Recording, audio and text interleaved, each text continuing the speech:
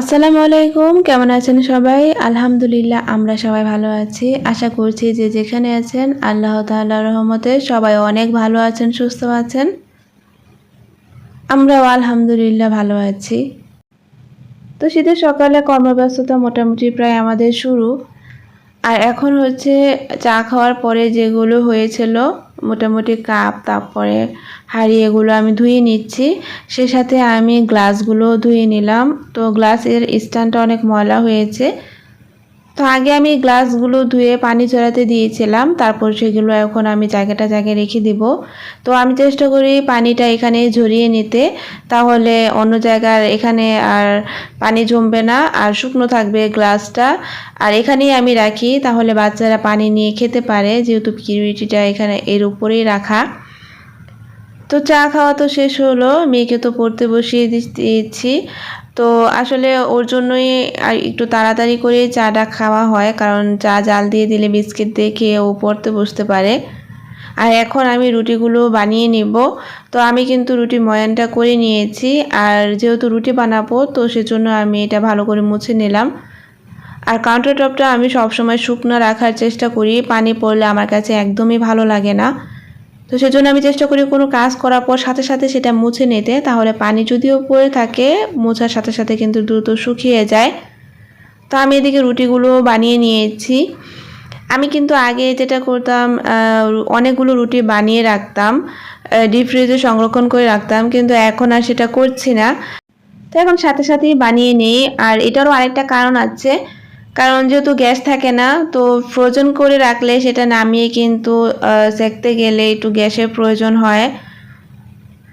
আর electric চুলাতে হয়তো বা সেটা কেমন হবে আমি জানি না। তো আমি চেষ্টা করি এখন একটু সাথে সাথে বানিয়ে নিতে। তো আবার যখন মনে হবে যে না, ফ্রোজেন করে রাখলে ভালো সুবিধা, তখন আমি আবার হয়তো বা রাখবো। আর এদিকে আমি রুটিগুলো ছেঁকে এভাবে চারোপাশ দিয়ে আগে রেখে দেই, কারণ একটু রুটিগুলো ঠান্ডা হলে তারপর আমি বাস করে রাখি। তা না হলে দেখা যায় রুটির যে নিচে থাকে, যে নিচের রুটিটা থাকে সেটা একবারে ঘেমে ভিজে যায়, সেটা খাওয়ার মতো থাকে না।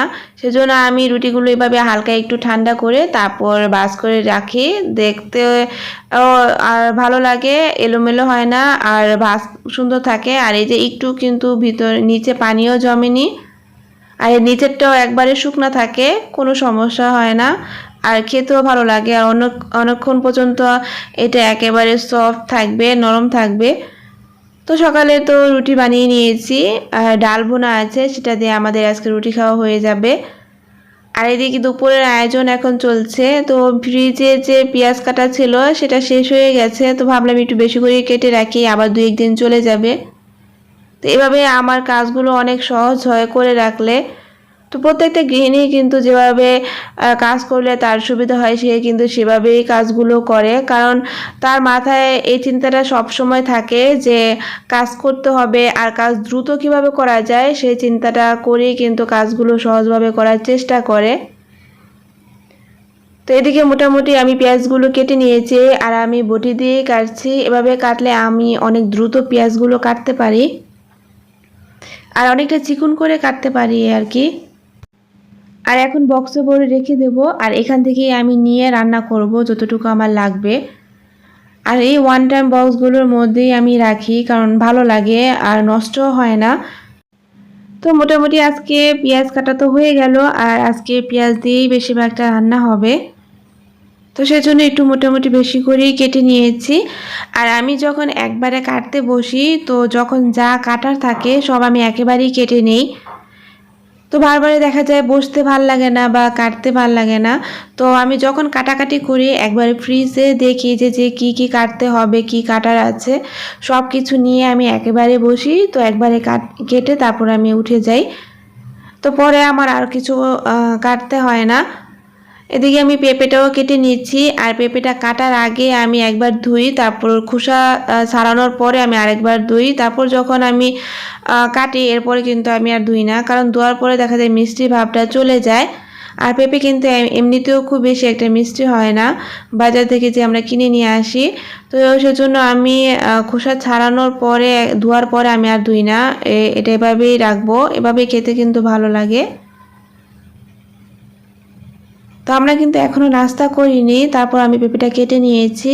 আর আমার পেঁপে খেতে অনেক ভালো লাগে, আমার অনেক পছন্দের ফল। তো পেঁপে আসলে আমারই খাওয়া হয় আর কি বেশি। তো পেঁপে তো আমি খেয়েছি, আমার হাজব্যান্ডও খেয়েছে, এখন আমাকে একটু হেল্প করছে আর পিউরিটার মধ্যে পানি ঢেলে নিচ্ছে। তো প্রতিদিনই দেখা যায় পিউরিটির মধ্যে পানি ঢেলে নিতে হয়, কারণ এখান থেকে মাঝে মাঝে রান্নার কাজে ব্যবহার করি, আবার কেটলিতে ঢেলে নেই।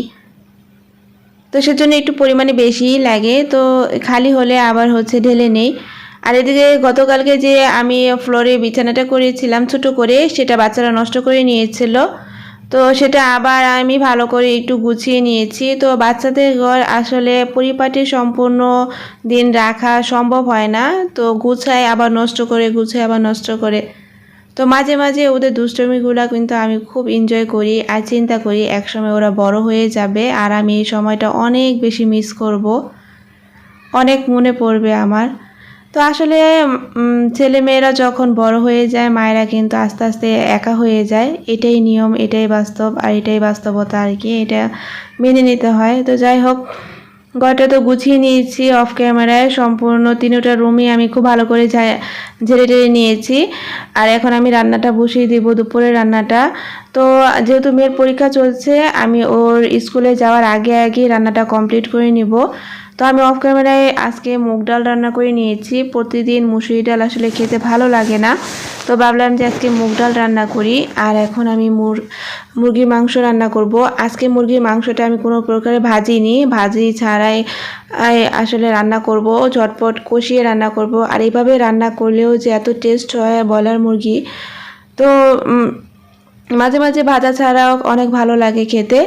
আমি এখানে সব ধরনের মশলা দিয়েছি, সেই সাথে টক দই দিয়েছি। আর জিরা বাটাটা দিলে টেস্ট এমনি অনেক ভালো আসে। আর আমি কিন্তু টক দই দিয়েছি এ কারণে যাতে কোনো প্রকার গন্ধটা না থাকে, যেহেতু ব্রয়লার মুরগিতে কিন্তু একটা গন্ধ থাকে, সেটা যাতে না আসে, সেজন্য আমি এখানে টক দই দিয়েছি। আর সব ধরনের মশলা দিয়ে আমি খুব ভালো করে কষিয়ে নিয়েছি। আর কষানোর পরে যেহেতু ব্রয়লার মুরগি থেকে কিন্তু এই কষানোর সময় এমনিতেও পানি ওঠে, তো সেটা দিয়েই মোটামুটি অনেকটা সিদ্ধ হয়ে গেছে। আর এখন আমি একটু ঝোলের পানিটা দিয়ে দিয়েছি। এই পানিটা অল্প শুকিয়ে যাওয়ার পর আমি টমেটো সস দেব। টমেটো সস দিলে টেস্টটা কিন্তু অনেক ভালো আসে আর কালারটা এত সুন্দর আসে। আর আমি কিন্তু ধনিয়া পাতা দিয়েছি, জিরা বাটাও দিয়ে দিয়েছি, আর সেই সাথে কাঁচামরিচও দিয়ে দিয়েছি কিছু। তো ধনিয়া পাতা দেওয়ার পরেও কিন্তু কালারটা অনেক সুন্দর এসেছে। আর সব কিছু মিলিয়ে একটু মশলা বেশি করে দিলে আর সব ধরনের মশলাই দিলে রান্নাটা কিন্তু অনেক ভালো হয়, খেতে কিন্তু অনেক মজা হয়, বুঝতেই পারবে না যে ব্রয়লার মুরগিটা রান্না করেছি, আর তাও আবার ভাজা ছাড়া। আর এদিকে আমি রান্না করেছি পুঁই শাকের বিচি। পুঁই শাকের বিচি আসলে এটা কি বলে, ফুলের যে ছোট ছোট বিচির মতো হয় আর কি, সেটাই। আর এটা খেতেও অনেক ভালো হয়। তো এটা গিয়ে আমি ছাদে যে লাগিয়েছিলাম সেখান থেকে তো প্রায় অনেক পাতা খাওয়া হয়েছে। আর এখন কিছু বিচি ছিল সেগুলো নিয়ে এসেছি, কারণ এটার মধ্যে এখন অন্য গাছ লাগানো হবে সেজন্য। আর এখন মেয়েকে আমি খাবারটা দিয়ে দিব, এখন সময় বাজে 12টা। তো 12টার মধ্যে ওকে খাবারটা দিয়ে দিয়েছি, ওকে এখন স্কুলে চলে যাবে পরীক্ষা দেওয়ার জন্য। তো আজকে এই ছিল মোটামুটি 12টা পর্যন্ত কাজকর্ম। তো সবাই ভালো থাকবেন, সুস্থ থাকবেন। আল্লাহ হাফেজ, আসসালামু আলাইকুম।